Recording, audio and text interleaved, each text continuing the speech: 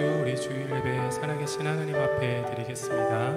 우리 다 같이 사도신경으로 신앙 고백 드리겠습니다. 전능하사 천지를 만드신 하나님 아버지를 내가 믿사오며 그 외아들 우리 주 예수 그리스도를 믿사오니 이는 성령으로 잉태하사 동정녀 마리아에게 나시고 본디오 빌라도에게 고난을 받으사 십자가에 못 박혀 죽으시고 장사한 지 사흘 만에 죽은 자 가운데서 다시 살아나시며 하늘에 오르사 전능하신 하나님 우편에 앉아 계시다가 저리로서 산자와 죽은 자를 심판하러 오시리라. 성령을 믿사오며 거룩한 공예와 성도가 서로 교통하는 것과 죄를 사하여 주시는 것과 몸이 다시 사는 것과 영원히 사는 것을 믿사옵나이다. 아멘. 하나님 말씀 고린도후서 5장 21절 말씀입니다. 하나님이 죄를 알지도 못하신 이를 우리를 대신하여 죄로 삼으신 것은 우리로 하여금 그 안에서 하나님의 의가 되게 하려 하심이라. 다시 한번 읽겠습니다. 하나님이 죄를 알지도 못하신 이를 우리를 대신하여 죄로 삼으신 것은 우리로 하여금 그 안에서 하나님의 의가 되게 하려 하심이라. 아멘. 오늘도 하나님이 우리에게 준비해 놓으신 그리고 이미 성취해 놓으신 그 완전한 복음으로 우리를 초대하고 계십니다. 인간의 지혜와 그리고 인간의 이성으로서 결코 깨달을 수 없는 이 놀라운 복음의 영광을 성령께서 오늘 예배 가운데 우리의 영혼 가운데 들려주시고 이 말씀을 깨닫게 해달라고 이 시간에 하나님 앞에 같이 구했으면 좋겠습니다. 사람의 말이 아니라 성경에 기록된 하나님의 진리가 나의 영에 들려질 수 있도록, 내 영혼이 그 진리의 말씀을 듣고 깨달을 수 있도록 이 은혜를 우리에게 부어달라고, 이 성령의 역사를 우리 가운데 베풀어 달라고 이 시간에 하나님 앞에 통성으로 같이 기도하며 나가겠습니다. 살아계신 하나님 아버지, 오늘도 그 완전한 영광스러운 하나님의 그 은혜의 복음으로 우리를 초대해 주시니 주님 고맙고 감사합니다. 하나님, 우리의 이성과 우리의 지혜와 그리고 우리의 병든 그리고 왜곡되고 거짓되고 부패한 우리의 죄된 본성으로는 이 영광스러운 복음을 듣고 깨달을 수 없습니다. 알 수 없습니다. 눈에 보이는 것이 전부인 줄 믿고 살아가는 하나님, 우리의 이 어리석음을 가지고는 하나님의 이 놀랍고 신비한 아들의 생명을 통하여 그 아들을 믿는 자에게 하나님이 의가 되게 하신다는 이 놀랍고 영광스러운 복음을 누릴 수 없습니다. 오직 거룩하신 성령께서 우리에게 지혜와 계시형을 허락하여 주시고 우리의 마음의 심령을 낮추시고 가난하게 하시사 그 하나님의 복음을 사모하는 마음을 허락하여 주시고 그 놀라운 주의 복음을 듣고 깨달을 수 있는 깨어있는 심령 허락하여 주시옵소서. 우리의 영혼이 주의 말씀을 듣기를 원합니다. 우리의 영혼이 주의 영광을 믿음으로 바라보기를 간절히 소원하고 기도드립니다. 영이신 하나님의 그 말씀이 우리의 영혼 가운데 들려지는 놀랍고 신비한 역사가 있게 하여 주시옵소서. 육신의 귀로만 들었던 세상의 메시지가 아니라 하나님, 우리의 영혼이 성령께서 들려주시는 하나님의 영적인 신비로운 그리고 하나님의 그 영광으로 충만한 이 메시지, 이 진리를 듣고 깨닫기를 원합니다. 그 아들의 음성을 듣는 자는 살아나리라고 주님 말씀하셨습니다. 죄와 허물로 죽었던 우리의 영혼이 주의 복음의 말씀을 듣고 새롭게 거듭나 생명 얻는 놀라운 시간 될 수 있도록 하나님 은혜 베풀어 주시옵소서. 살아계신 하나님의 이 놀라운 역사를 오늘도 사모합니다. 인간으로서는 할 수 없으되 하나님으로서는 할 수 있다라는 이 놀라운 구원의 영광을 오늘도 우리에게 베풀어 주시고 나타내 보여 주시옵소서. 주님 찬양합니다. 주님을 예배하며 나아갑니다. 우리의 온 마음 다해 하나님을 예배합니다. 주님을 사모합니다. 주님 함께하여 주시옵소서. 주님 은혜 베풀어 주시옵소서.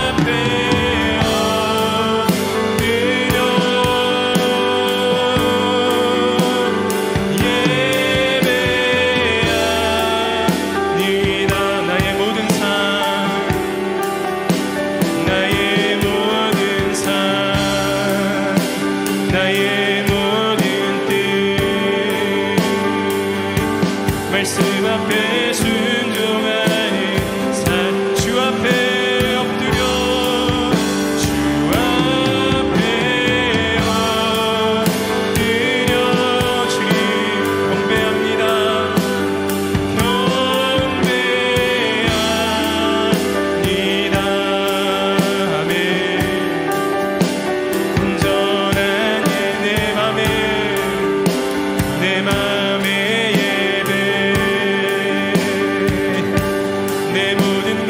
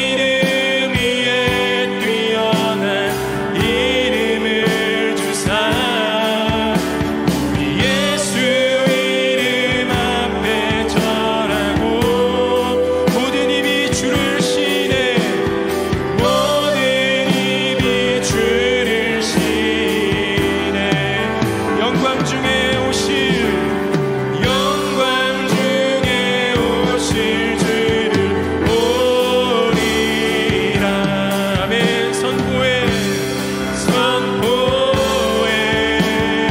왕께 만세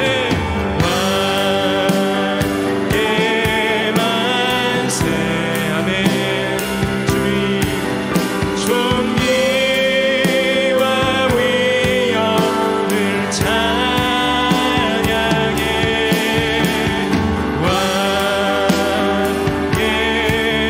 왕께 만세 주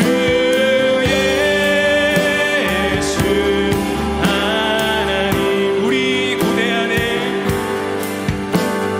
우리 고대 주님 오실 그날 주님 오실 그날 다시 사신 왕의 영광 이 땅을 비추네 사단의 권세 주 앞에 무너져 생명과 진리의 주 권세 가장 높도다 우리 예수 이름 앞에 절하고 모든 입이 주를 시네 아멘 영광 중에 오실 영광 중에 오실 주를 보리라 선포해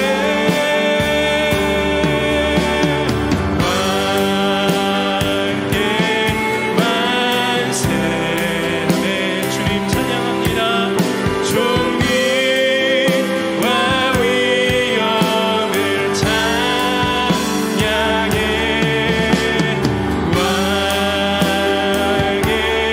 왕께 만세 주 우리의 왕 대신 우리 주 예수 그리스도의 이름을 선포하며 나아가십시다 왕께 만세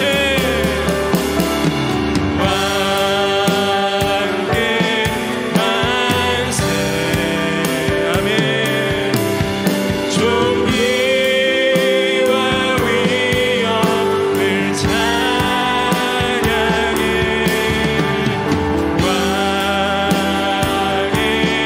왕께 만세 주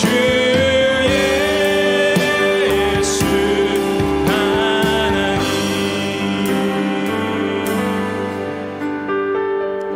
하나님이 오늘도 우리에게 내가 너희의 왕이다 내가 너희를 다스리는 참 하나님이다 라는 이 생명의 복음을 들려주길 원하십니다 우리의 마음 다해 예 주님 발 앞에 엎드려 복음서에 나오는 그 수많은 죄인들이 자기의 소망 없음과 자기의 절망을 주님 앞에서 깨닫고 그 발 앞에 엎드려 주의 구원을 간절히 바랬던 것처럼 하나님이 나의 왕되어 주지 아니하시면 하나님이 내 삶을 다스려 주지 아니하시면 내 삶에는 어떠한 소망도 없습니다 하나님 나를 친히 다스려 주시옵소서 이 하나님 구원을 간절히 바라는 이 고백으로 다 같이 기도하고 하나님 앞에 나아가겠습니다 기도하시겠습니다 사랑하는 주님 우리를 다스리시고 우리를 통치하시는 참된 왕이심을 이 시간에 고백하며 나아갑니다 하나님 우리가 마음 중심에서 하나님을 밀어내고 내가 왕되어서 내가 주인되어서 내가 원하는 내 욕심과 내 정욕대로 하나님 살기를 그렇게 바라며 그 절망과 그 죄악의 길로 갔던 우리의 삶을 돌이키셔서 이제는 나의 생명의 근원 대신 하나님 그분의 발 앞에 엎드려 하나님의 다스림을 간절히 구하는 주님의 구원을 노래하고 주님의 구원을 기다리고 바라보는 자로 그 하나님을 믿는 자로 주님 우리를 이 자리에 부르셨으니 주님 고맙고 감사합니다. 예수 그리스도만이 우리의 생명의 구원자이십니다. 예수 그리스도만이 우리의 유일한 삶의 소망 소망과 우리의 삶의 이유와 목적 되심을 고백하며 나아갑니다. 왜 예수 그리스도가 우리의 삶의 참된 복음이 되시는지 오늘도 우리의 진리의 말씀으로 우리를 초대하여 주시고 그 영광의 복음 앞에 우리를 세우시고 세상에 그 어떤 것에 소망을 두지 아니하고 오직 예수 그리스도 한 분만으로 하나님 다윗이 고백했던 것처럼 여호와는 나의 목자시니 내게 부족함이 없으리로다. 이 고백이 내 영혼에 실제되는 고백되게 하여 주시옵소서. 나를 하나님의 진노와 그 하나님의 무서운 심판으로부터 구원하신 그 놀라운 복음의 영광을 우리가 묵도하기를 원합니다. 우리가 어디로부터 구원함을 받았는지, 우리가 어디에서 건져냄을 받았는지 주님 말씀으로 깨닫게 하여 주시고 이 영광스러움을 노래하는 귀하고 복된 시간 되게 하여 주시옵소서. 주님 찬양합니다. 주님 찬양합니다. 주님 찬양합니다. 주님 감사합니다.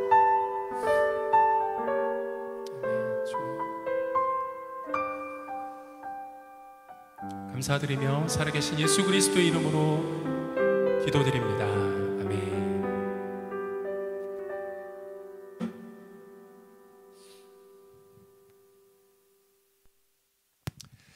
네, 오늘 하나님 말씀은 로마서 1장 16절부터 32절까지 말씀입니다. 좀 긴데요. 우리 함께 그래도 하나님 말씀 같이 찾아서 봉독하도록 하겠습니다. 로마서 1장 16절부터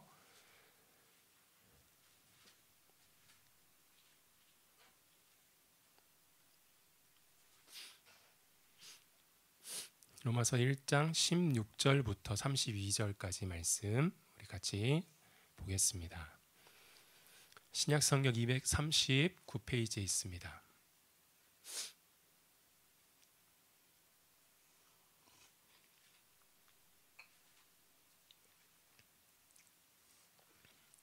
로마서 1장 16절부터 32절까지 말씀 우리 한 절씩 같이 교독이죠. 예, 번갈아 가면서 이렇게 한 절씩 같이 하나님 말씀 읽도록 하겠습니다. 16절 제가 읽겠습니다. 내가 복음을 부끄러워하지 아니하노니 이 복음은 모든 믿는 자에게 구원을 주시는 하나님의 능력이 됨이라. 먼저는 유대인에게요 그리고 헬라인에게로다.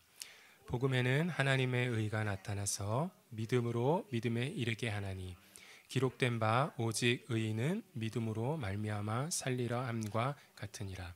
하나님의 진노가 불의로 진리를 막는 사람들의 모든 경건하지 않음과 불의에 대하여 하늘로부터 나타나나니 이는 하나님을 알만한 것이 그들 속에 보임이라. 하나님께서 이를 그들에게 보이셨느니라.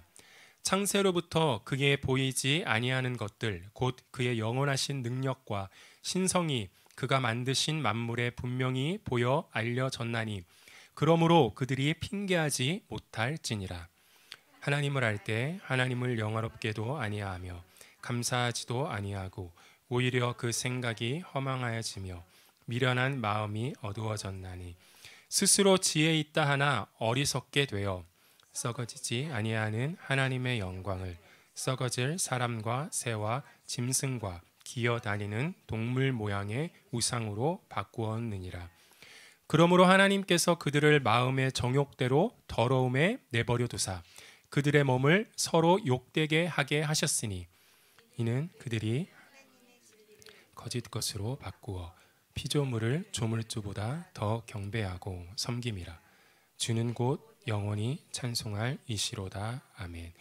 이 때문에 하나님께서 그들을 부끄러운 욕심에 내버려 두셨으니 곧 그들의 여자들도 순리대로 쓸 것을 바꾸어 영리로 쓰며 그와 같이 남자들도 순리대로 여자 쓰기를 버리고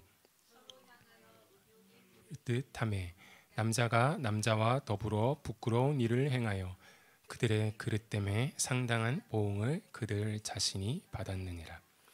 또한 그들이 마음에 하나님 두기를 싫어하매 하나님께서 그들을 그 상실한 마음대로 내버려 두사 합당하지 못한 일을 하게 하셨으니 모든 불의, 주악, 탐욕, 악의가 가득한 자요 시기, 살인, 분쟁, 사기, 악독이 가득한 자요 수군수군하는 자요 비방하는 자요 하나님께서 미워하시는 자요 능욕하는 자요 교만한 자요, 자랑하는 자요, 악을 도모하는 자요, 부모를 거역하는 자요, 배약하는 자요, 무정한 자요, 무자비한 자라.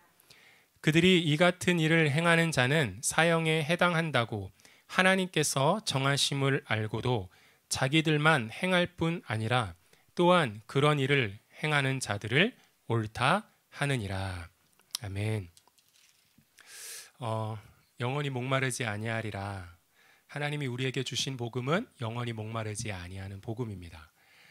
이 복음에 대한 주제로 우리 5번째 시간 하나님의 진노라는 제목으로 하나님 말씀 증거하도록 하겠습니다. 제목부터가 상당히 부담스럽죠. 하나님의 진노.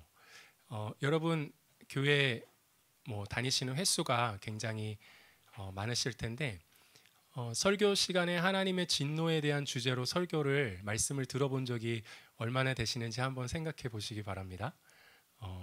들어본 적 있으신가요? 하나님의 진노에 대한 주제로. 물론 말씀을 듣다 보면 그 안에는 하나님의 심판의 메시지가 있고 경고의 메시지가 있고 여러 메시지들이 다 포함되어 있죠. 그렇지만 이 성경이 말하고 있는 바대로 지금 사도 바울은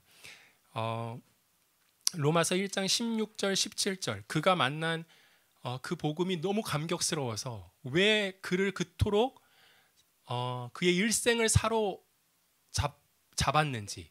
왜냐하면 복음에는 모든 믿는 자에게 구원을 주시는 하나님의 능력이 있기 때문에. 그러니까 이 말은 뭐냐면 사도 바울은 복음을 만나고 구원을 주시는 하나님의 능력을 실제로 경험했어요.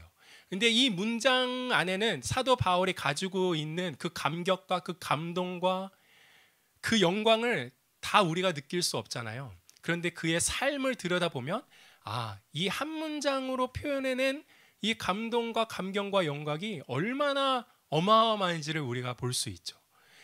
정말 구원을 얻는 능력을 사도 바울은 경험했다라는 거예요. 그리고 또 복음에는 하나님의 의가 나타나서 믿음으로 살게 하는 오직 나의 의는 믿음으로 말미암아 살리람과 같으니라. 하나님을 믿고 사는 이 믿음의 삶을 실제로 누리는 기쁨과 영광을 맛보고 있었던 거예요. 그러니까 사도 바울이 그렇게 평생 예수님 만나고 핍박받고 고난받고 하루가 멀다 하고 그렇게 두드려 맞아도 기쁜 거예요. 상황이 그를 그 영혼 안에 있는 기쁨을 빼앗아가지를 못하는 거예요. 이 복음을 지금 로마에 있는 성도들에게 신자들에게 전하고 싶은 거예요. 이 감격을 이 영광을 내 안에 있는 내가 경험한 이 구원을 주시는 하나님의 능력을 너희에게도 좀 전하고 싶다.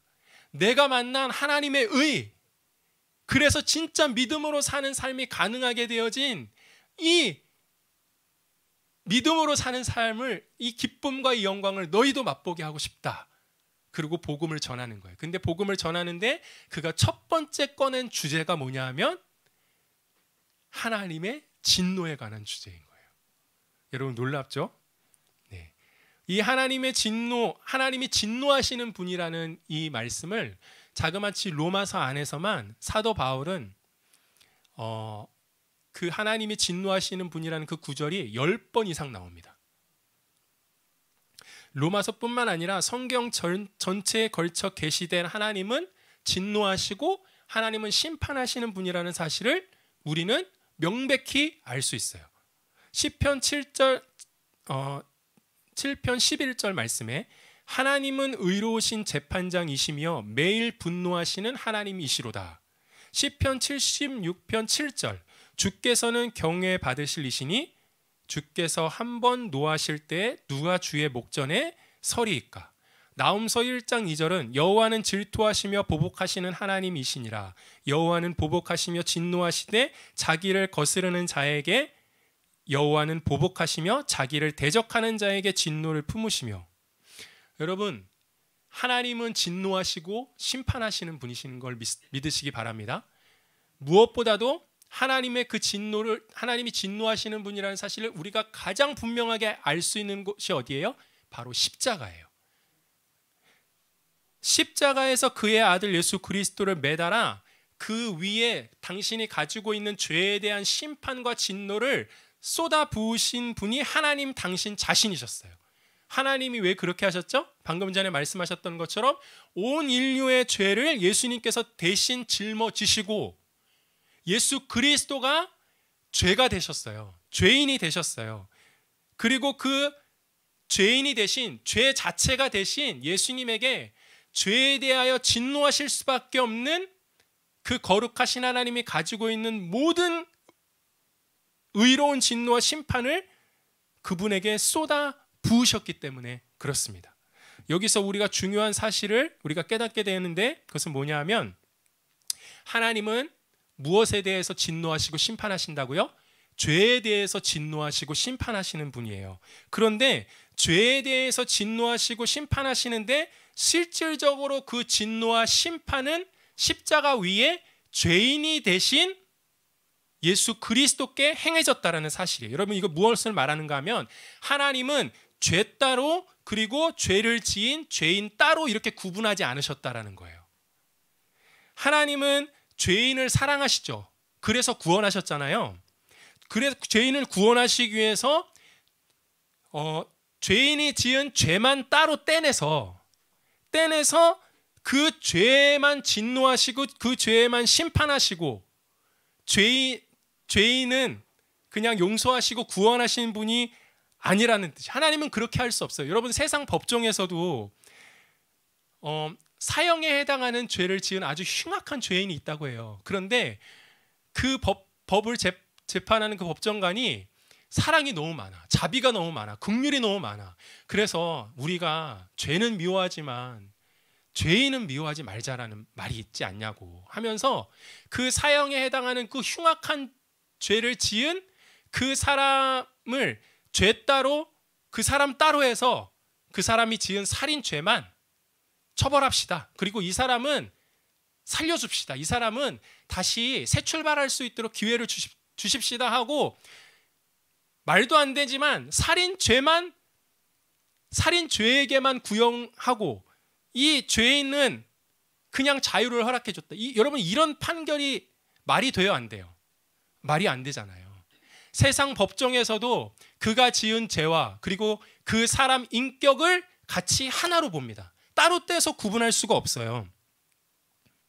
그러므로 여러분 내가 죄인이 되었다라는 이 말은 뭐냐 하면 죄가 곧 내가 되고 내가 곧 죄가 되었다라는 그런 뜻이에요. 이해가 되시죠? 죄 곧 나요, 나 곧 죄. 죄와 나를 따로 구분하여 떼낼 수가 없어요. 그리고 내가 죄인이 되었다라는 말은 이 말은 무슨 뜻이에요? 하나님이 죄에 대해 진노하시고 심판하시는 분이시잖아요. 그러니까 내가 죄인입니다라는 이 말은 뭐냐면 내가 하나님의 진노와 심판을 피할 수 없다는 뜻이에요. 반드시 그 진노와 심판을 받을 수밖에 없다는 뜻입니다. 기억하시기 바라요. 하나님의 영원한 진노와 심판에 떨어지는 것은 죄가 아니라 단순히 죄가 아니라 그 죄를 지은 죄인이에요. 히브리서 9장 27절 말씀. 한 번 죽은 것은 사람에게 정해진 것이요 그 후에는 심판이 있으리니. 계시록 20장 12절 14절 말씀에 또 보니 내가 죽은 자들이 큰 자나 작은 자나 그 보좌 앞에 서 있는데 책들이 펴 있고 또 다른 책들이 펴졌으니 곧 생명책이라. 죽은 자들이 자기 행위를 따라 책들에 기록된 대로 심판을 받으니 바다가 그 가운데서 죽은 자들을 내주고 또 사망과 음부도 그 가운데서 죽은 자들을 내주매 각 사람이 자기 행위대로 심판을 받고 사망과 음부도 불못에 던져지니 이것은 둘째 사망 곧 불못이라. 여러분, 그러므로 성경이 죄인이 구원을 받아야 된다고 말할 때 이 구원은 무엇으로부터의 구원이에요? 1차적으로 성경이 죄인이 구원을 받아야 된대요. 그리고 하나님이 그 죄인을 구원해 주셨대요. 그럼 이 구원이 무엇으로부터의 구원이어야 돼? 1차적으로 죄인이 자기 죄값으로 받아야 될 하나님의 의로운 진노와 심판으로부터의 구원이어야만 합니다. 아멘인가요? 네. 이 하나님의 진노와 심판으로부터의 구원이어야만 돼요. 제일 첫 번째. 기독교 복음이 말하는 구원은 여러분 반드시 하나님의 진노와 심판을 통과하는 구원입니다. 하나님의 진노와 심판 없는 구원은 기독교 구원이 아니에요. 여러분 출애굽에서 이스라엘 백성들이 어떻게 나왔죠? 유월절. 그 하나님의 진노와 심판이 그 죽음이 애굽 전역을 쓸어갈 때 이스라엘 백성만 그 죽음을 쓸어가는 그 지역에서 따로 죽음이 없는 심판이 없는 지역에 따로 떼내서 구원해내신 게 아니잖아요. 이스라엘 백성도 똑같이 죄인이기 때문에 하나님의 그 거룩한 진노의 심판의 그 죽음 가운데 있어야만 했어요. 그런데 그들이 어떻게 살아남을 수 있었죠? 그들의 진노와 심판을 하나님으로부터 직접 받은 것이 아니라 그 진노와 심판을 대신 받을 어린 양, 그 어린 양의 보혈의 피를 문설주에 발랐잖아요. 이 말은 뭐냐면 이 집에는 하나님의 진노와 심판이 이미 행해졌다라는 거예요. 누구에게? 이스라엘 백성들을 대신해서 죽은 그 어린 양에게. 그러니까 그 심판이, 그 진노가 넘어간 거예요. 그러니까 기독교 복음이 말하는 구원은 하나님의 진노와 심판을 통과하는 구원입니다. 아멘인가요? 하나님의 진노와 심판 없는 구원은 가짜 구원이고요. 하나님의 진노와 심판의 메시지가 없는 복음은 거짓 복음이에요.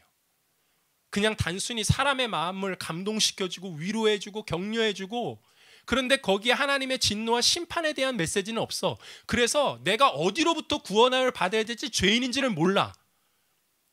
그러면 그 복음은 안타깝게도 죄송하지만 가짜 복음이에요. 성경이 얘기하고 있는 복음이 아니에요.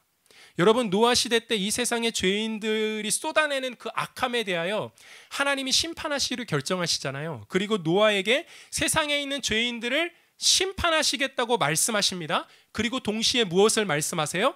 하나님의 진노와 심판으로부터 구원받을 수 있는 구원의 길도 말씀해 주세요. 누구에게? 노아에게. 왜 그랬죠? 노아도 똑같은 죄인이었기 때문에 그래요. 노아도 하나님이 세상에 쏟아내시는 그 진노와 심판을 피할 수 없는 죄인이기 때문에 하나님이 이 노아에게 그 진노와 심판으로부터 구원함을 얻을 수 있는 구원의 길을 말씀해 주신 것이죠.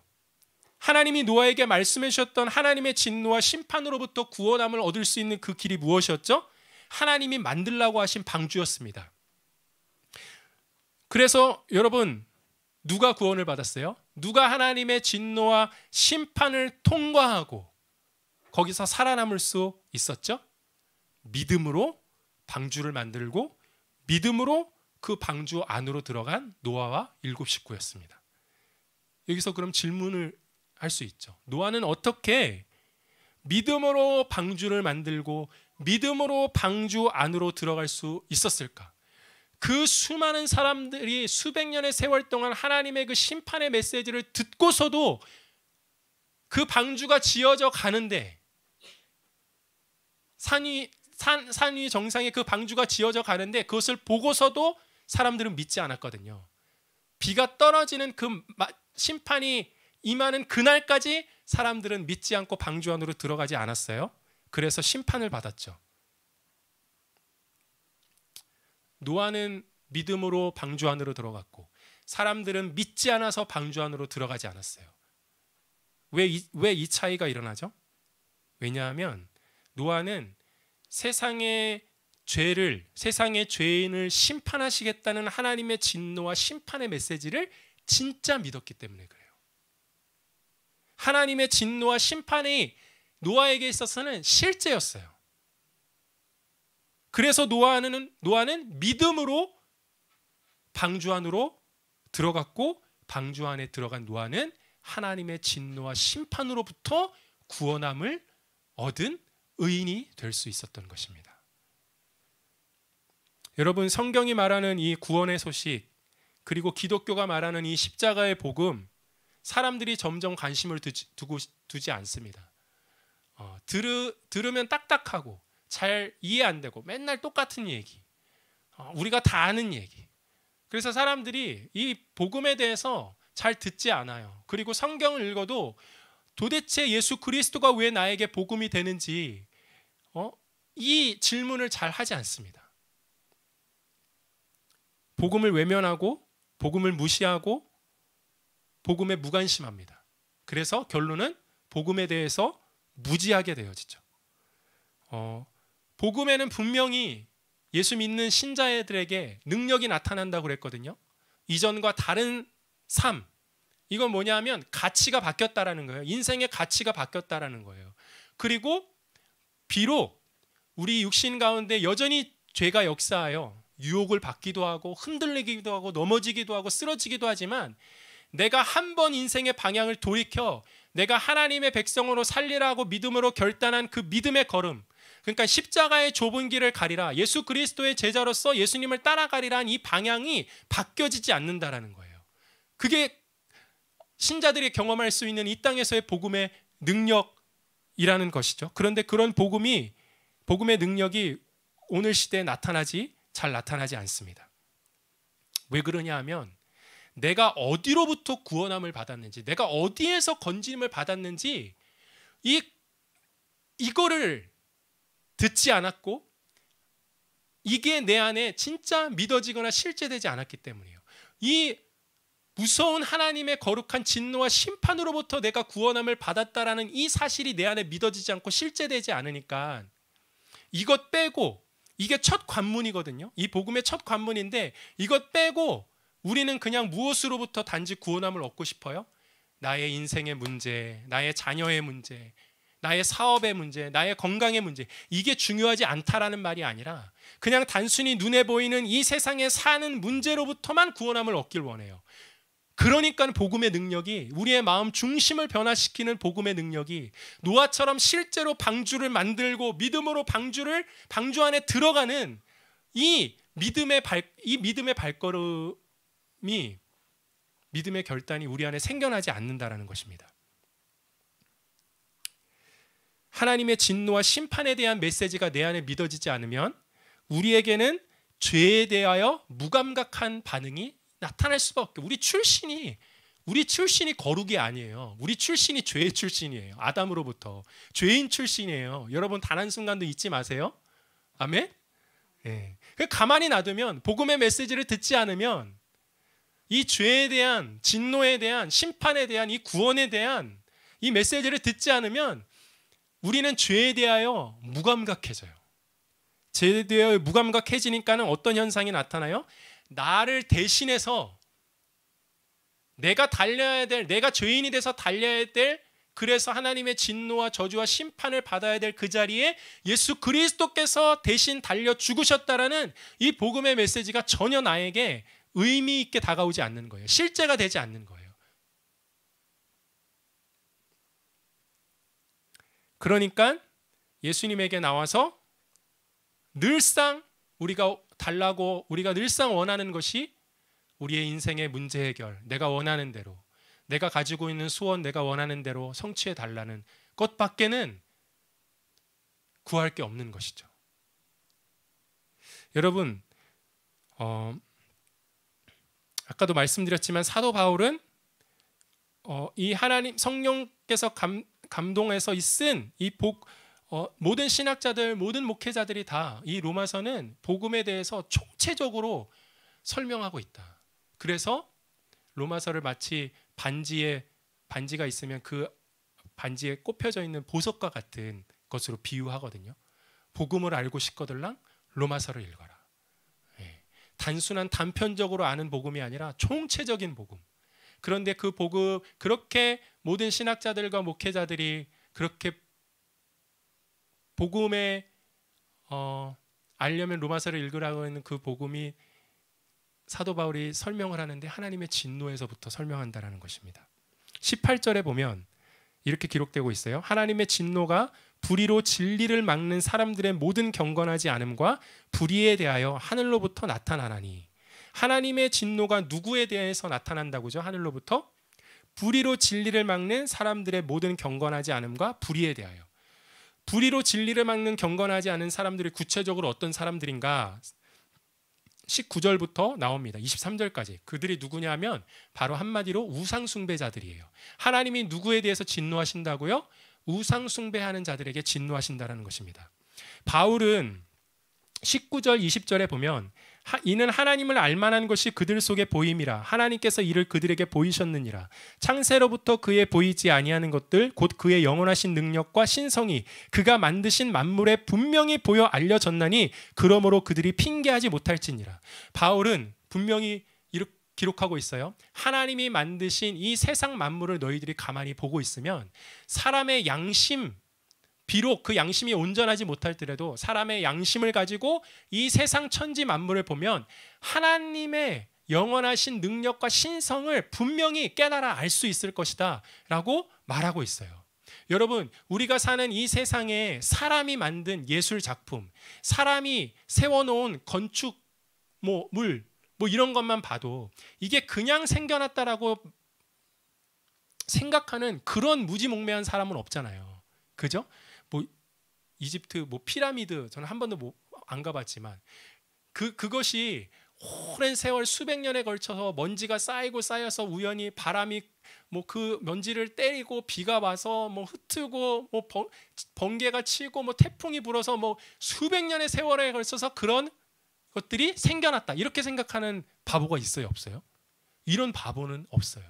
우리 눈에 보이는 모든 것들은 누군가는 설계했고 누군가는 그 설계대로 지었다라고 우리는 생각합니다. 그런데 이 세상에 그 어떤 것보다도 가장 신비롭고 가장 정교하고 지금도 다 과학으로 해석해낼 수 없는 존재가 누구냐면 저와 여러분이에요. 인간이라는 존재예요. 피가 어떻게 생겨나는지 지금도 의사들은 모른대요. 이 뇌세포가 어떻게 신경이 작동하는지 지금도 과학자들이 연구하고 있어요. 여러분, 이 손가락이 이렇게 자연스럽게 구부러지는 거, 눈이 왜 깜빡이는지, 여러분 자동적으로 우리는 눈 깜빡이잖아요. 그죠? 이 놀랍고 신비한 어떻게 세포와 정자와 난자가 그 눈에 보이지 않는 세포가 결합해서 그 세포가 결합하는 순간 그 안에 그 사람이 가지고 있어야 될 모든 DNA, 그게 어떻게 가능하죠? 사람의 힘으로는 할 수 없는데 그것만 봐도 이거는 신이 아니고서는 이거는 이렇게 될 수 없다. 그리고 사람 안에 있는 도덕적인 양심, 정의를 추구하고, 그리고 불쌍한 사람 보면 나도 불쌍한 사람이지만 자비와 긍휼을 베풀어 주고 싶은 이 안에 이거는 도대체 어디에서 나왔어요? 이게 단순히 신경적인 화학 작용을 통해서 이게 이런 도덕적인 양심과 자비와 긍휼을 베풀고 싶은 마음이 생겨날 수 있어요? 아니에요. 영원하신 하나님, 신이라는 그 능력과 그 신성이 어떠한지 나만 보고서라도 알 수 있어요. 그런데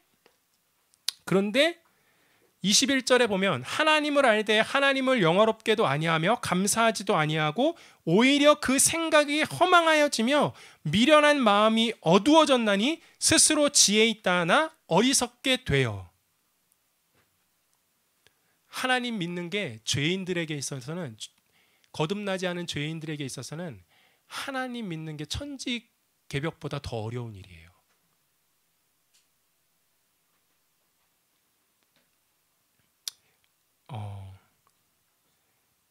이게 진짜 신비로운 일이거든요. 그러니까 신이라는 존재가 없대요.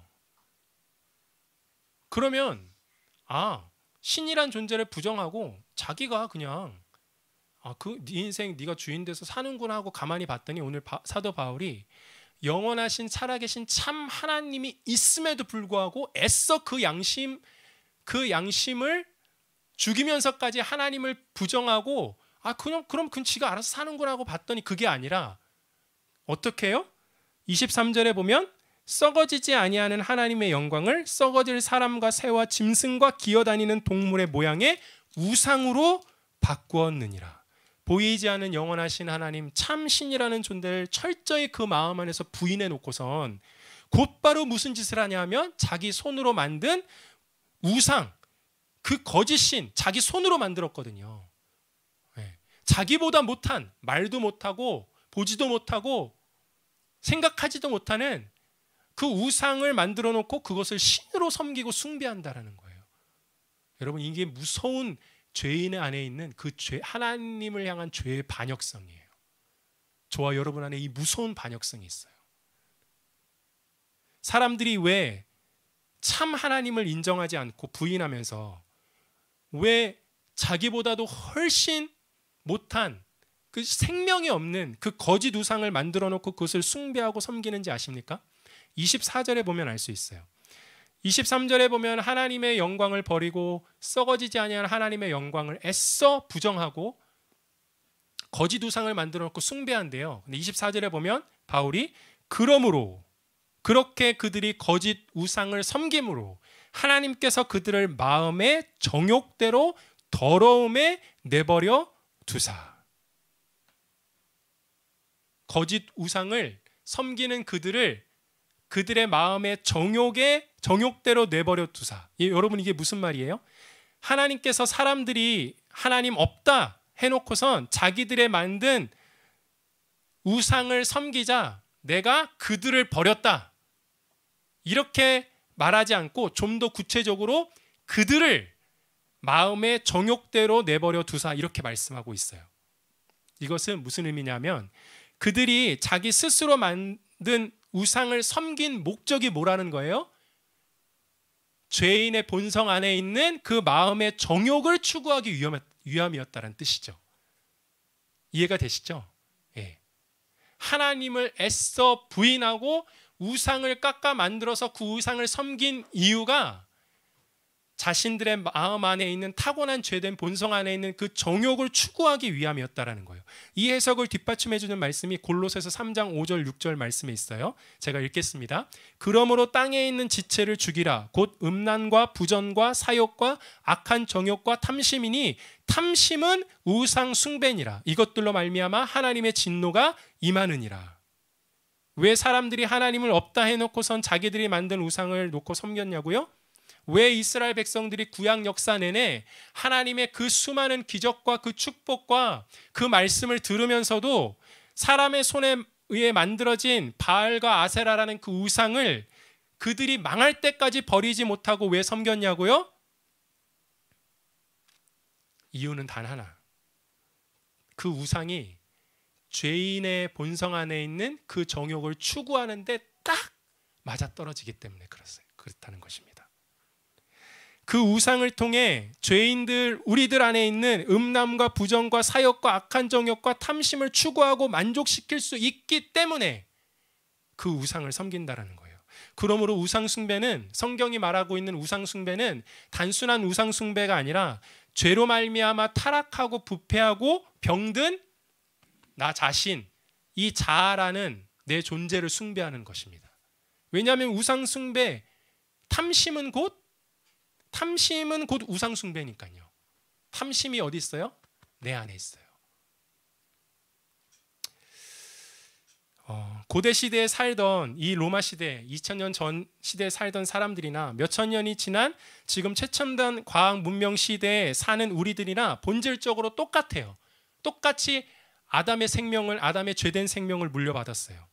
여러분, 왜 사람들이 하나님을 믿고 섬기고 사랑하는 걸 힘들어하는지 아세요? 단순히 보이지 않고 들리지 않고 손으로 잡히지 않기 때문이라고 얘기를 합니다. 그래서 믿기 어렵다라고 얘기를 해요. 그럼 반대로 이렇게 물어보고 싶어요. 내 눈에 보이고 내 귀에 들리고 내 손에 잡힐 만한 것들은 믿을만한가요? 예? 우리 아이들, 우리 여러분, 하나님 눈에 보이지 않아요. 하나님 말씀 읽어도 하나님 음성 들리지 않아요. 하나님 손에 잡히지 않아요. 그래서 믿기가 어려워요. 막 이렇게 얘기를 하잖아요. 우리가 보통. 그런데 여러분, 살면서 내 눈에 보고 내 귀에 들리고 내 손에 잡히는 건 정말 믿을만 하던가요? 우리가 그것 때문에 인생에 상처받잖아요. 그건 믿어서 우리가 인생에 지울 수 없는 실패를 경험하잖아요. 그건 믿고 사기당하잖아요. 그건 믿고 따라가다가 그렇게 되잖아요. 핑계예요, 핑계. 눈에 보이는 건 믿고 살아서 우리가 얼마나 불안하고 두려워요, 여러분. 눈에 보이는 것 믿고 살았다가 우리가 얼마나 많은 상처와 아픔을 당해요. 눈에 보이는 것 믿고 살았다가 우리가 얼마나 우리 스스로의 죄와 허물 때문에 죄책감과 부끄러움을 느끼고 살고 있습니까? 그러니까 이건 다 핑계예요. 하나님 믿지 못하겠다라는 건 이건 다 핑계고 변명거리예요. 왜 믿지 않아요? 내 마음에 죄된 본성 안에 있는 이 정욕과 탐심을 추구하고 싶은데 거룩하고 의롭고 선한 이 본성이 거룩하고 의롭고 이 선한 하나님하고 내 본성하고 맞질 않는 거예요.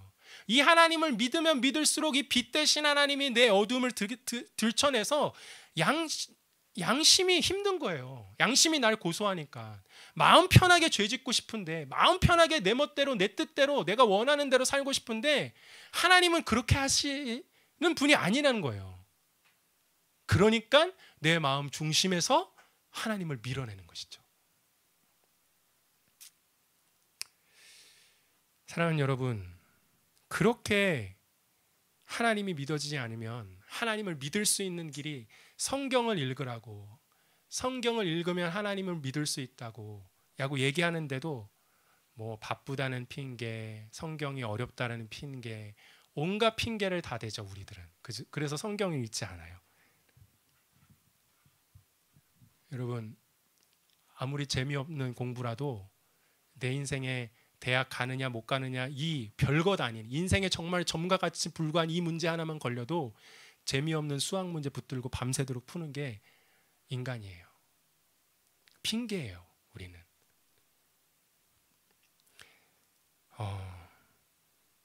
사람들에게 위로와 격려, 감동을 줘야 한다는 명목하에 오늘날 예배 가운데서도 이 성경이 말하는 이 진리를 사람들이 깊이 듣고 생각하고 정말 이 성경 말씀이 그러한지 안 그러한지 이 성경 말씀이 내 마음을 진단하거든요. 이 성경 말씀이 진짜 내 속사람을 그렇게 말하고 있는 것이 진짜 그것이 나인지를 잘 사람들이 예배 시간에 그런 거를 잘 듣고 싶어 하지 않아요. 단순히 그냥 위로해주고 감동해주고 그런 메시지만 듣고 싶어 하죠.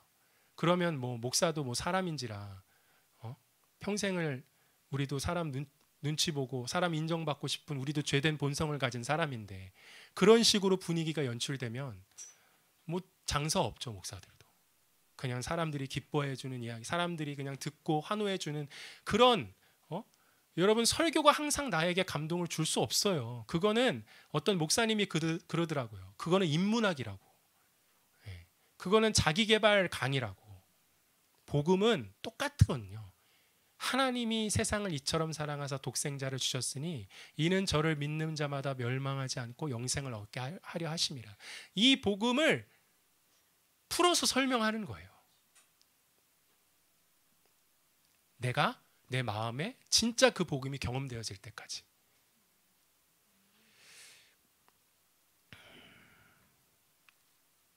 고대 시대 사람들이나 로마 시대 사람들이나 지금 현대인들이나 하나님을 없다 하면서 믿기 싫어하는 이유는 단 하나, 내가 원하는 대로, 내가 태어난 죄된 본성, 이 자아의 욕구를 마음껏 추구하면서 하고 싶은 대로 내가 세상의 중심이 돼서 살고 싶기 때문입니다. 나란 자아의 욕구가 거룩하고 의롭고 선하신 하나님의 뜻이랑 맞지 않는 거예요. 내가 세상의 중심이 돼서 내가 원하는 대로 살고 싶은데 하나님은 이 세상을 통해서 그리고 성경을 통해서 하나님 당신 스스로가 세상의 중심이라고 하나님께 모든 영광을 돌려야 한다고 하나님의 거룩한 영광을 위해서 네가 지음을 받았다고 그렇게 살아야 한다고 하니 우리의 죄된 본성 안에서 이것이 싫은 것입니다. 하나님을 향한 우리의 본성 안에 하나님을 향한 반역성이 있어요. 무엇 때문에 반역한다고요? 죄로 말미암아 타락해서 거짓되고 부패한 우리 자아의 더러운 정욕과 탐심을 마음껏 추구하고 싶기 때문에 반역합니다. 하나님을 못 믿을 이유가 하나도 없거든요. 그분이 전능하시대요. 그분의 지혜가 한이 없으시대요. 그분이 우리를 사랑하시되 어디까지 사랑하시냐면 전부를 내어주시기까지 사랑하신대요. 믿겨지진 않지만 이게 진짜라면 진짜일 수도 있잖아요. 그러면 한번 들어보고 한번 믿는 게 손해날 게 아니잖아요. 전혀. 그죠? 아멘인가요, 여러분? 전혀 손해날 일이 아니에요. 그런데 이상하게 하나님을 믿으라고 얘기하면, 이상하게 이 복음에 대해서, 이 성경에 대해서 다가가면 내 중심 안에서 이게 읽기를 싫은 거예요. 하나님의 이야기가 막 따분하고 막 귀찮고 한숨이 나오고 그렇게 되는 것이죠.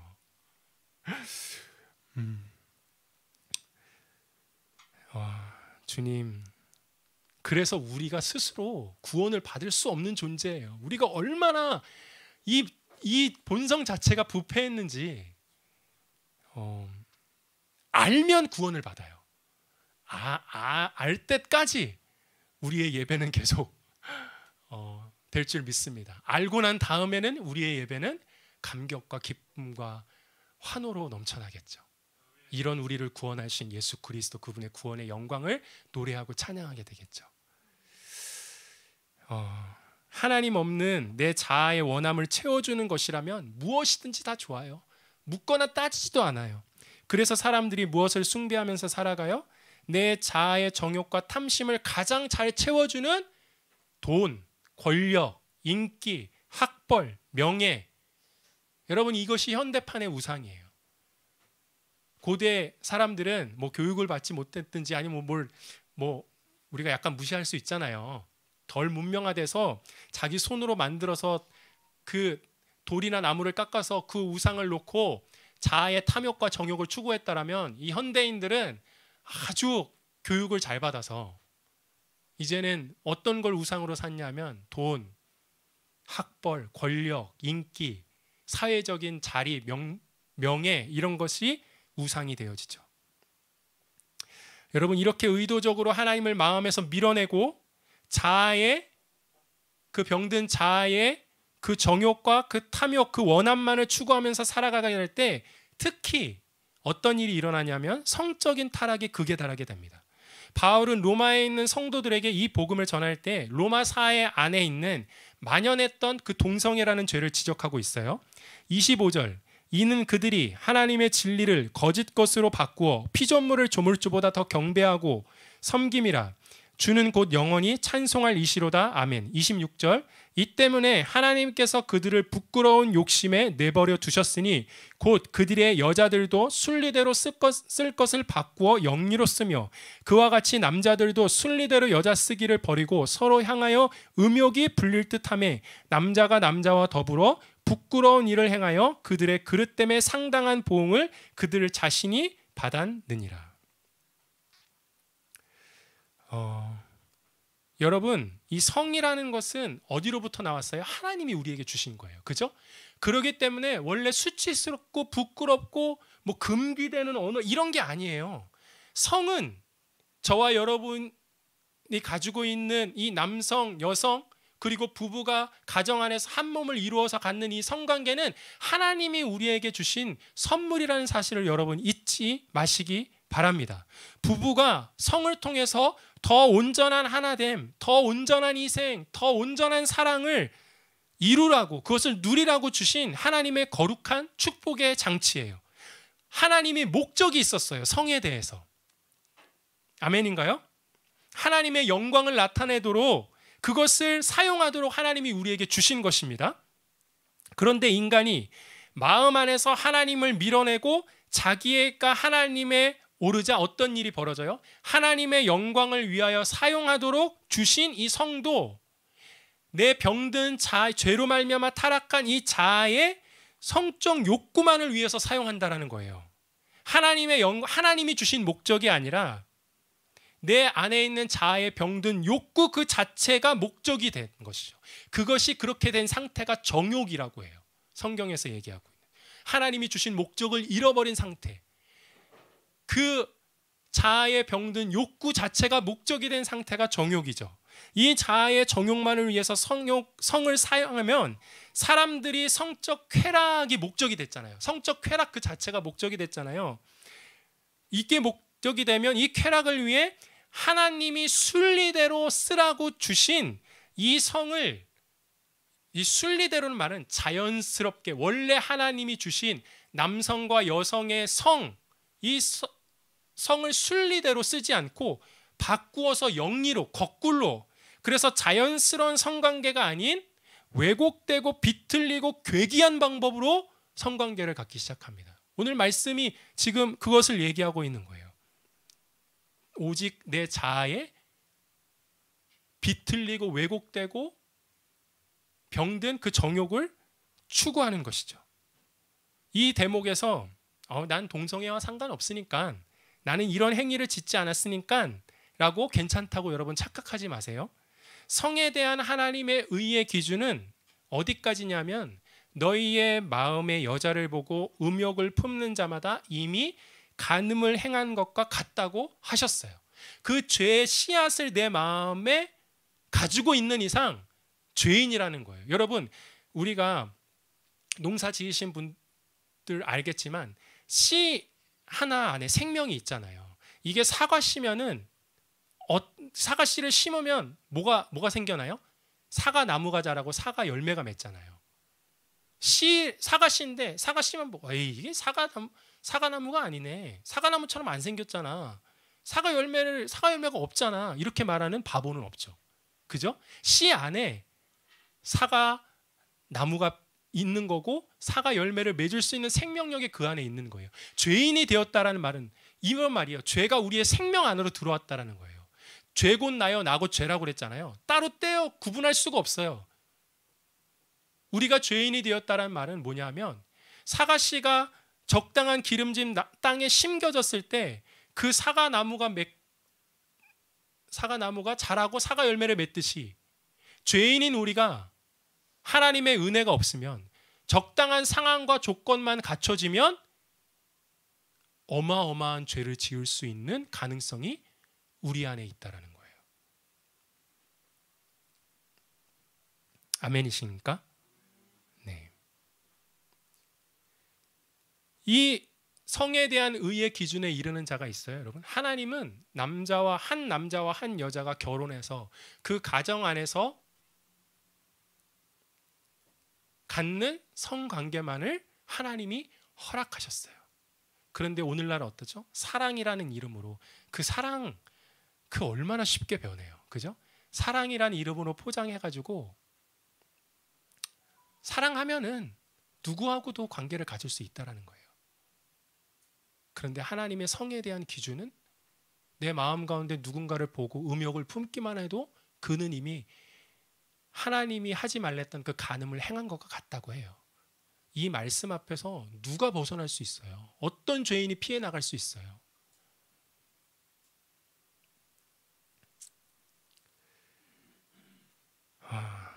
이 말씀이 정말 우리의 가운데 믿어졌으면 좋겠습니다.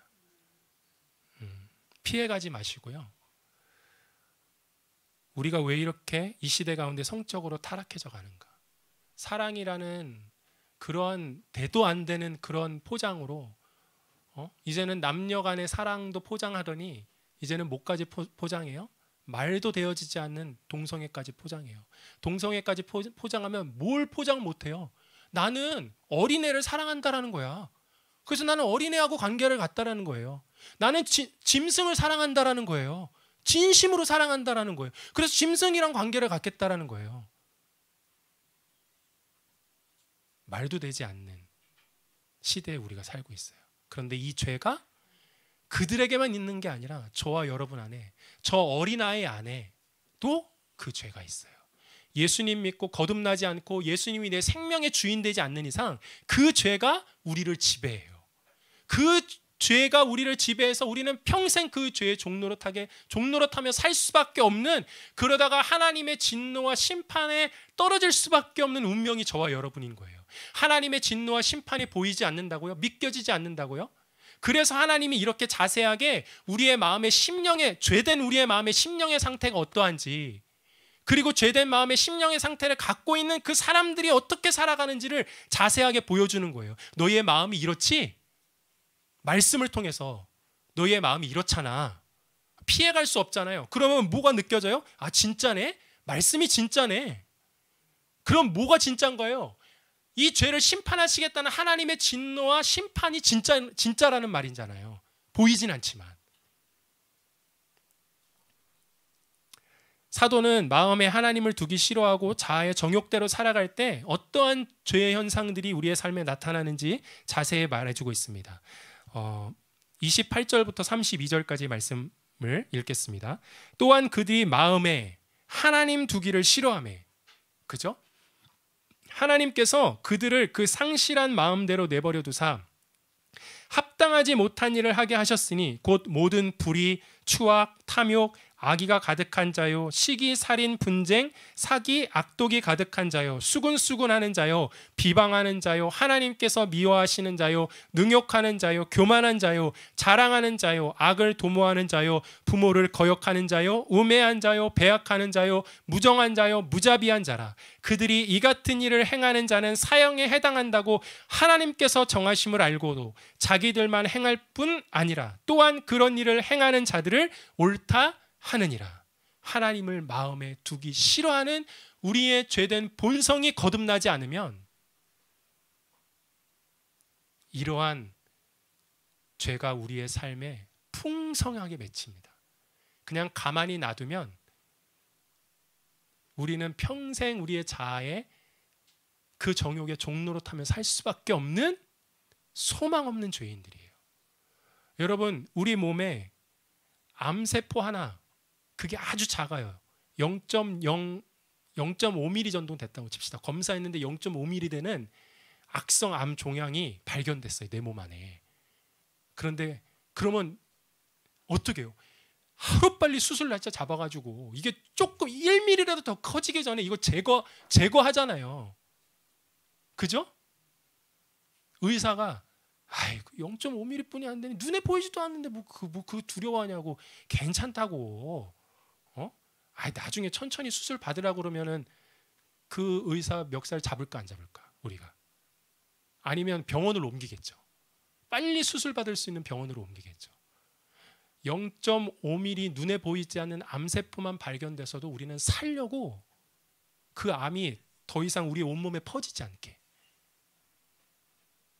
그런데 암세포보다도 우리가 죽은 이후에 영원한 세계에서 하나님의 영원한 진노와 심판을 받기에 충분한 그 죄를 지을 수 있는 그 죄가 내 안에 있는 것이 아니라 죄 곧 나요, 나 곧 죄가 되어서 내가 죄인이 되었다라는 것이 정말로 내가 실제 되었다라면, 이것이 정말 내 안에 믿어진다라면 어떻게 하나님의 거룩한 진노와 심판을 대신 십자가에서 그렇게 처절하게 받으신 나를 살리시기 위해서, 그 진노와 심판으로부터 나를 구원하시기 위해서, 나를 살리시기 위해서, 그래서 진노와 심판이 아니라 영원한 영광과 축복과 승리를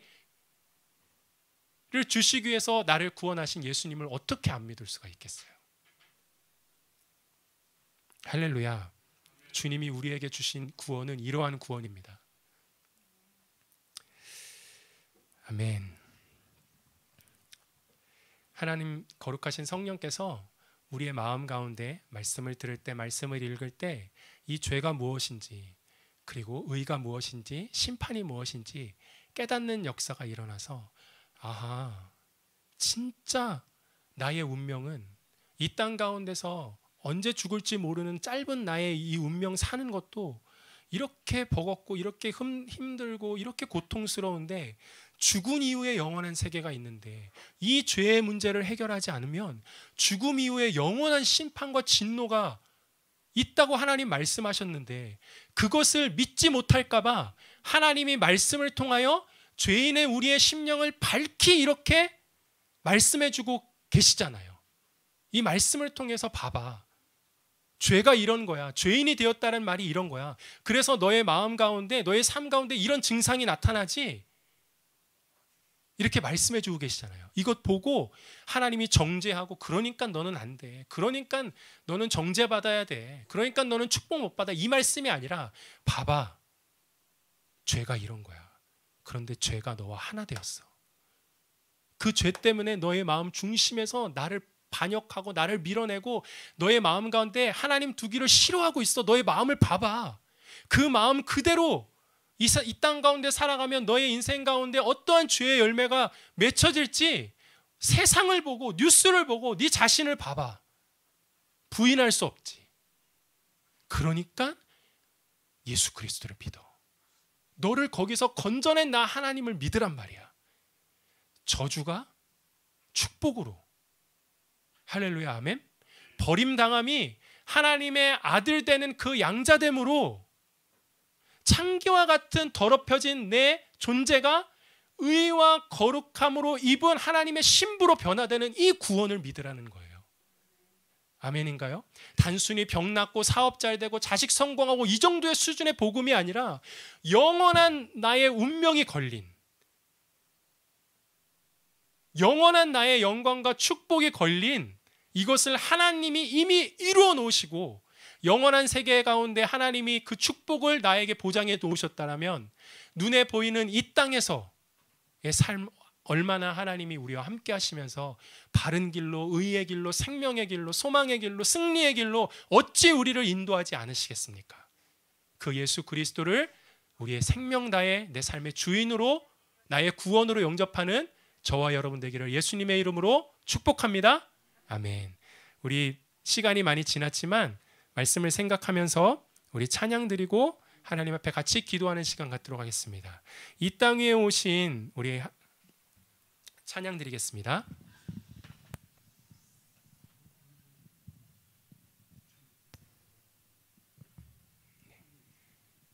같이 하나님 앞에 찬양 드리겠습니다. 네, 괜찮습니다.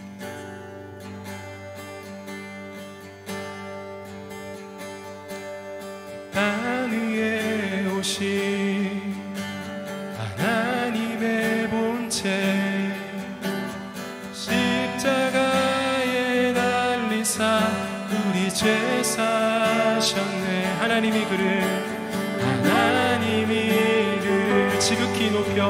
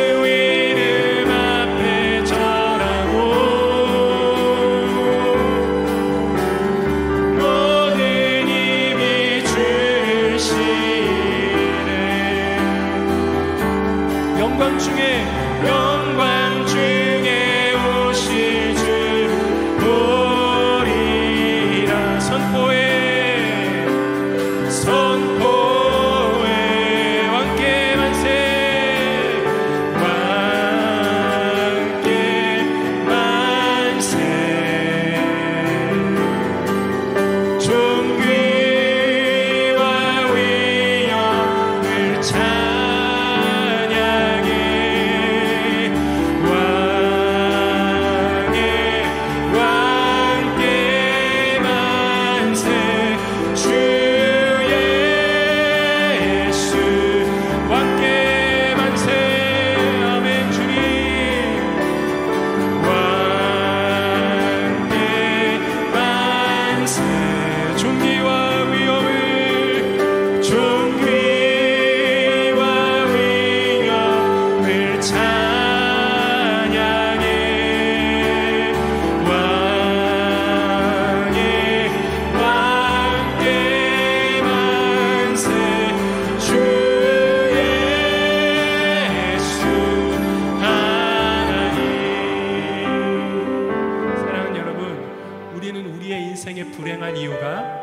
내가 원하는 대로 내 인생이 풀리지 않았기 때문이라고 믿고 있습니다.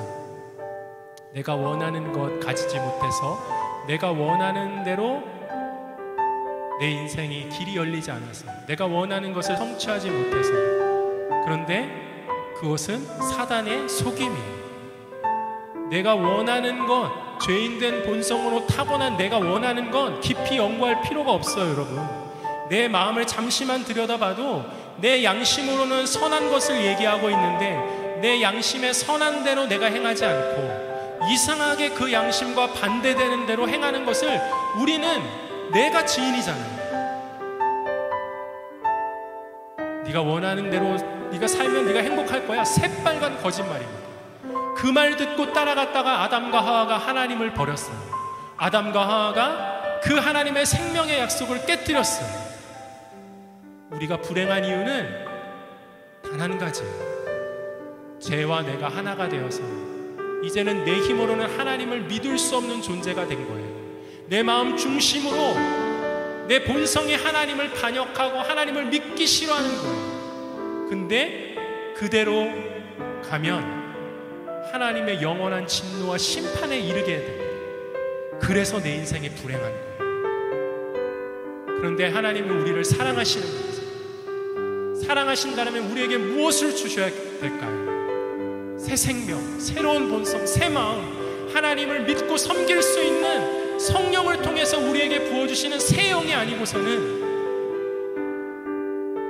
우리가 하나님을 믿고 살아갈 수 없기 때문에, 하나님이 이 복음을 우리에게 주시고 이 복음을 듣고 믿는 자마다 하나님께서 거듭나게 하시고 새 마음과 새 영으로 하나님을 사랑할 수 있게 하시는 것입니다. 아멘. 하나님, 저에게 복음을 들려주세요. 내가 어디서부터 구원함을 받았는지, 흑암의 권세에서 나를 건져내서 당신의 영원한 사랑의 아들의 나라를 우리를 옮기셨다라는 이 복음을 내 안에 감격이 되게 해주세요. 하나님, 내 영혼이 기뻐하게 해주세요. 영원한 나의 운명을 책임지신 하나님이 어찌 눈에 보이는 잠깐 짧은 내 인생을 책임지지 않겠습니까? 복음을 듣지 못해서 어리석고 미련한 선택을 했던 내 마음 가운데 하나님 복음을 들려주세요. 복음을 깨닫게 해주세요. 성령님 역사해 주세요. 우리 다시 한번 통성으로 하나님 앞에 기도하며 나가도록 하겠습니다. 살아계신 하나님 아버지, 하나님의 생명의 복음을 듣기를 원합니다.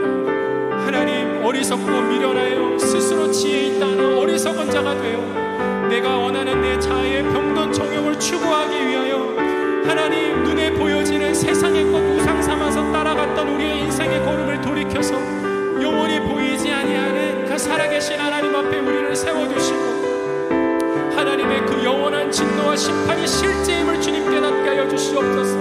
죄인된 나로서는 도저히 피해 나갈 수 없는 그 거룩하고 의로운 하나님의 심판과 진노 앞에 하나님, 우리가 놓여진 운명이라는 이 사실을 주님, 주의 말씀을 통하여 깨달아 알기를 원합니다. 그래서 이 진노와 심판이 내게 실제가 되어져서 나를 위하여, 나를 이 구원, 나를 이 진노와 심판에서 건져내시기 위하여 죄인이 되셔서 십자가에 못 박혀 죽으신 예수 그리스도가 나의 구원이요, 나의 소망이요, 나의 생명이 되어지는 놀랍고 복된 역사가 나타나기를 원합니다. 주님, 다른 눈에 보여지는 기적이 필요하지 않습니다. 하나님, 내 심령이, 내 영혼이 거듭나는 기적을 간절히 원합니다. 내 영혼이 새롭게 되어지는 기적 중의 기적, 십자가의 복음을 듣고 내 영혼이 말할 수 없는 그 구원의 기쁨과 감격에 젖어 살아계신 하나님을 사랑하고 그 하나님의 영광을 위하여 지음받은 존재답게 그 하나님의 영광을 위하여 믿음으로 살게 되어지는 이 놀라운 영광을 주님, 우리가 꿈꿉니다. 이 놀라운 영광을 우리가 경험하기를 원합니다. 하나님의 영광을 위하여 부르심을 받은 우리입니다. 하나님의 영광을 나타낼 자로 주님, 우리가 지으심을 받았습니다. 주님, 주의 영광을 위하여 사는 존재들 되게 하여 주시옵소서. 주의 영광을 나타내는 존재들 되게 하여 주시옵소서. 가난하나 병드나 못 배웠거나 주님, 가진 것이 있거나 없거나 상관없이 하나님의 영광을 위하여 지음받은 존재라는 이 감격 속에서 하나님, 나의 삶의 부르신 자리 가운데서 주의 말씀 듣고 순종하고 깨달아 알아가며 하나님의 그 진리의 사람 되어지기를 간절히 소원하고 기도드립니다. 주님, 우리를 거듭나게 하시옵소서. 주님, 우리를 이 죄악 가운데서 구원해 주시옵소서.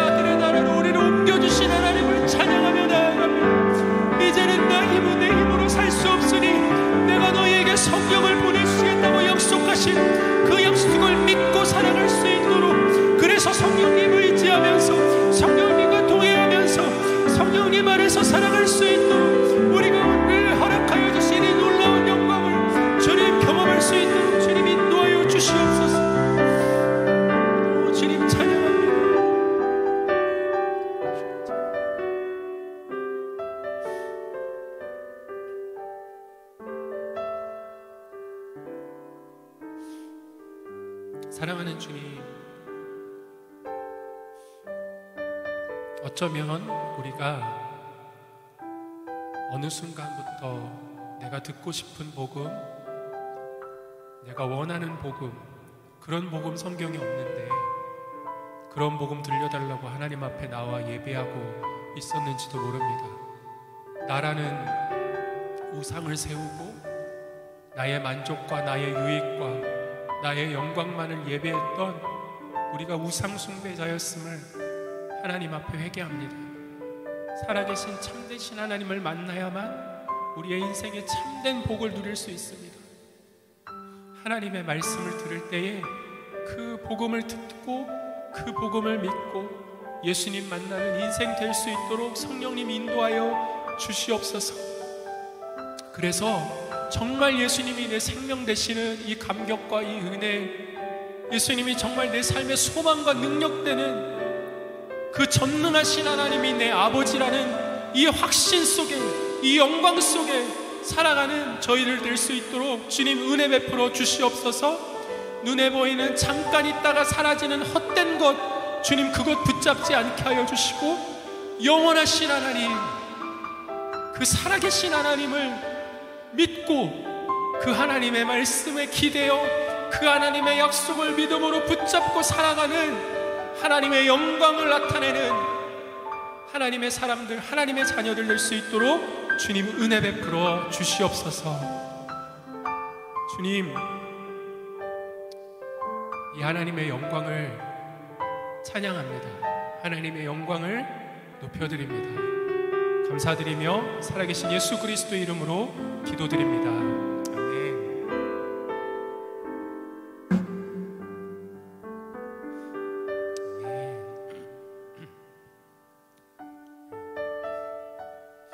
주의 복음이 우리의 영혼 가운데 감격과 영광이 되는 그날까지 우리가 생명 되신 이 복음, 이 말씀 앞에 우리의 마음을 열고 나갔으면 좋겠습니다. 내가 생각하는 그 어떤 것보다도 하나님 우리에게 준비해 놓으신 복이 어마어마합니다. 그 아들 예수 그리스도를 진짜 생명으로 만나서 눈에 보이는 실제보다 살아계신 예수, 내 안에 계신 예수님이 더 실제되는 이 영광 하나님이 우리에게 주고 싶어 하십니다. 누구든지 어떠한 죄인이든지 주님 앞에 나와서 그 예수님을 믿기만 하면 생명 얻는 구원을 얻을 줄 믿습니다. 아멘. 우리 드린 예물 하나님 앞에 올려드리고 축도로 제가 예배를 마치도록 하겠습니다. 살아계신 하나님 아버지 고맙고 감사합니다. 오늘도 우리에게 예수 그리스도의 이 놀라운 복된 소식 들려주시니 감사합니다. 우리가 어디서 구원함을 받았는지, 우리가 어디서 건져냄을 받았는지 잊지 않게 하여 주시옵소서. 하나님의 그 거룩한 진노와 심판으로부터 구원함을 받아 이제는 예수 그리스도 안에서 영원한 의와 생명과 그 거룩과 그 영광과 승리와 자유와 평강을 누릴 수 있는 자로 주님 우리를 세워주셨습니다. 이 하나님을 의지하고 한 주간 동안도 믿음으로 살 수 있도록 주님 도와주시옵소서. 주의 앞에 예물 드렸습니다. 이 예물이 하나님이 기뻐하시는 곳에 사용되어 줄 수 있도록 주님 축복하여 주시옵소서.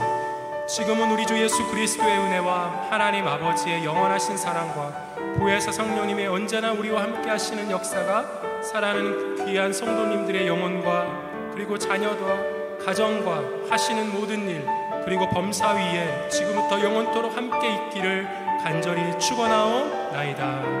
아멘.